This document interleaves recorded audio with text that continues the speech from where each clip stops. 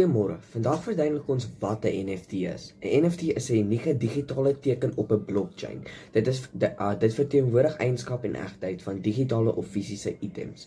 Dit is non-fungible, wat beteken jy kan dit nie met 'n ander NFT uitruil soos crypto geleenthede soos Bitcoin nie. NFT's het tegniese aspekte.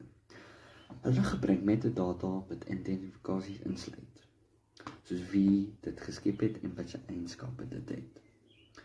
Daar is ook slim kontrakte wat die NFT's bestuur en wat reëls bevat. Hoe werk dit? Wanneer iemand 'n NFT maak, noem ons dit minting. Dit beteken dat jy die slim kontrak op die blockchain skep. Dit merk die token as 'n unieke bate. Die meeste NFT's is gebou op Ethereum blockchain. Maar daar is ook ander platforms. As jy wil 'n NFT koop of verkoop, moet jy die volgende spesifieke platforms gebruik: OpenSea, Rumble of Magic Eden. Jy betaal gewoonlik met crypto soos Ethereum. Die ontwikkeling van NFT's het lank geneem. Die eerste bekende NFT was Quantum deur Kevin McCoy in 2014 op die Namecoin blockchain. Maar voor dit was daar prototipes soos Colored Coins op die Bitcoin blockchain tussen 2012 en 2013.